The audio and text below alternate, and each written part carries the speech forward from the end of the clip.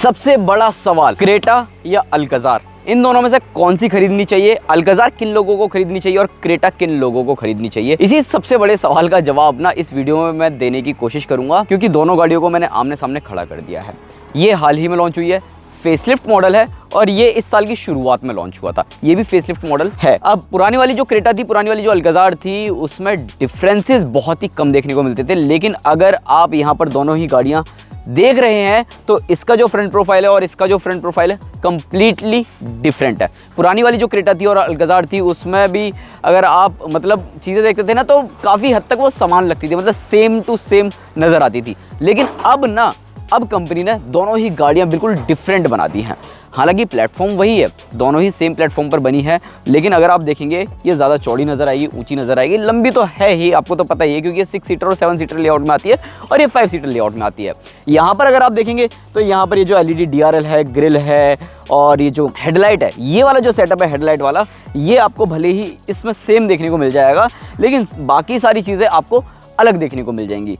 यहाँ पर ग्रिल आपको अलग देखने को मिल जाएगी, लोअर ग्रिल अलग देखने को मिल जाएगी।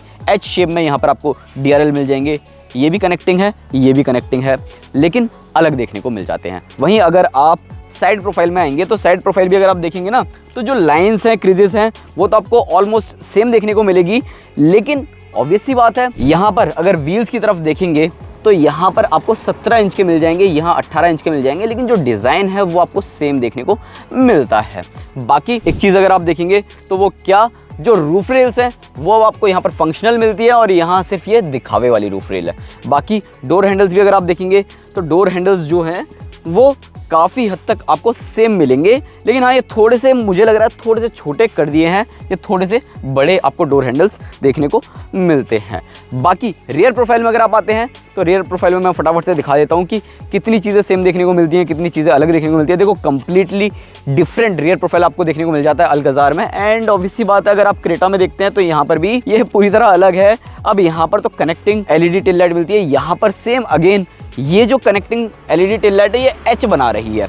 अब H बना रही है तो आपको ऑब्वियसली बात है पसंद आएगी ही आएगी। बाकी यहाँ टर्बो और सिग्नेचर का ये बैज मिल जाता है।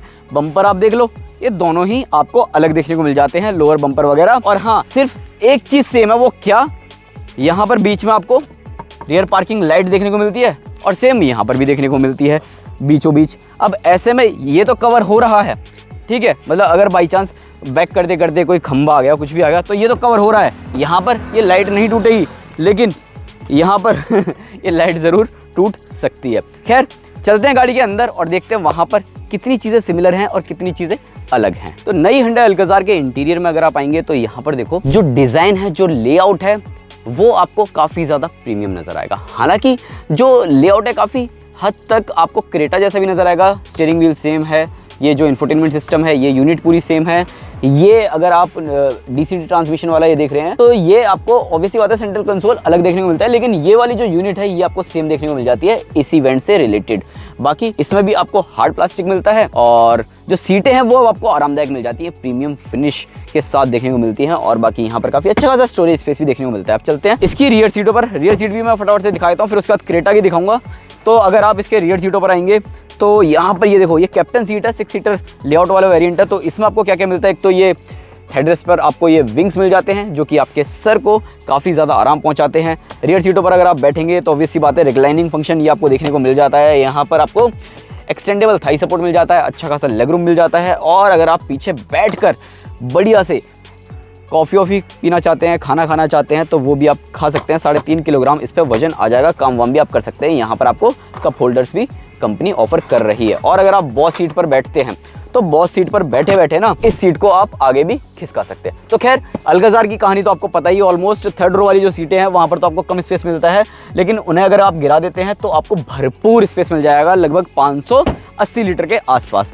वहीं अगर आप क्रेटा में आते हैं, क्रेटा की फ्रंट सीटों पर आते हैं, तो यहाँ पर देखो इंफोटेनमेंट सिस्टम, ये स्क्रीन वगैरह आपको सेम वैसी देखने को मिल जाती है। सेंटर कंसोल जैसे कि बताया वो बदल दिया है। यहाँ पर आपको वायरलेस चार्जिंग पैड मिल जाता है। बाकी ये यूनिट सेम है, ये यूनिट सेम है, ये डिज़ाइन सेम है।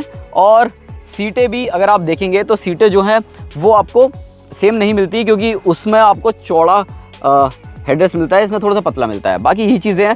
अब ये 5 सीटर वर्जन है, तो इसकी जो रियर सीटें हैं वो भी मैं आपको एक बार दिखा देता हूँ कि किस तरीके से देखने को मिलती हैं। रियर सीटों पर अगर आप आते हैं तो यहाँ पर ये प्रॉपर बेंच है, तो ऐसे में 3 लोग यहाँ पर बैठ सकते हैं। वो 6 सीटर लेआउट था, तो उसमें 2 कैप्टन सीट्स थी, तो 2 लोग बैठ सकते थे। लेकिन वो उसकी जो रियर सीट है वहाँ पर आपको वेंटिलेशन फंक्शन भी मिलता है। वेंटिलेशन फंक्शन आपको सिर्फ क्रेटा की फ्रंट सीटों पर मिलता है, बाकी पीछे नहीं मिलता है। और पीछे यहाँ पर ये एडजस्टेबल हेडरेस्ट की भी कमी महसूस होती है।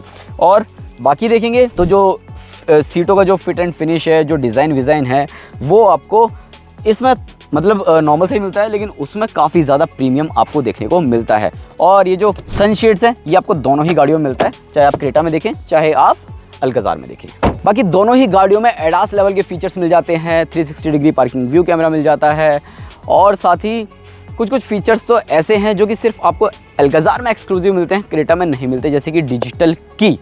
अब जो डिजिटल की वाला जो फीचर है, ऑब्वियस सी बात है, आप अपने स्मार्टफोन के वॉलेट में, चाहे आपके पास सैमसंग का हो, गूगल का हो, आईफोन हो, स्मार्टफोन के वॉलेट में एक डिजिटल की का एक्सेस आप ले सकते हैं, और उस की के ज़रिए आप इस गाड़ी को लॉक अनलॉक कर सकते हैं, गाड़ी स्टार्ट कर सकते हैं। और वही फीचर आपको सेम क्रेटा में नहीं मिलता है।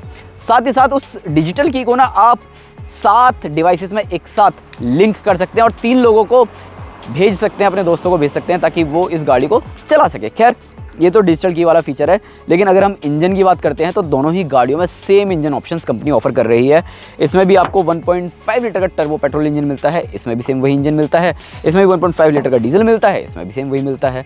जो ट्रांसमिशन ऑप्शन है वो भी आपको सेम मिल जाते हैं, यानी कि 6 speed manual, 7 speed DCT, 6 speed manual, 7 speed automatic, तो ये आपको मिलते हैं।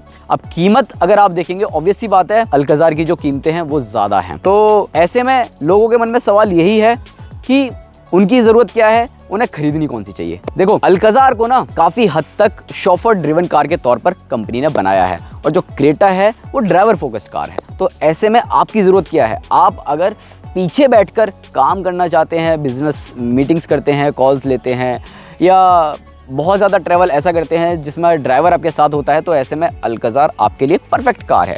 वहीं अगर आप खुद गाड़ी चलाते हैं, खुद से गाड़ी चलाना चाहते हैं, ड्राइविंग करना पसंद है और फन टू ड्राइव चाहते हैं, तो आप क्रेटा को खरीद सकते हैं। हालांकि चलाने के मामले में दोनों ही गाड़ियां काफ़ी बढ़िया हैं, कोई शिकायत देखने को नहीं मिलती है। बाकी आप खुद देख लो कि आपको कौन सी खरीदनी है, आपका बजट क्या है, आपकी ज़रूरत क्या है। बाकी वीडियो पसंद आया हो तो लाइक करना, दोस्तों को शेयर करना, और साथ ही चैनल पर पहली बार आए हैं तो सब्सक्राइब करना ना भूलना।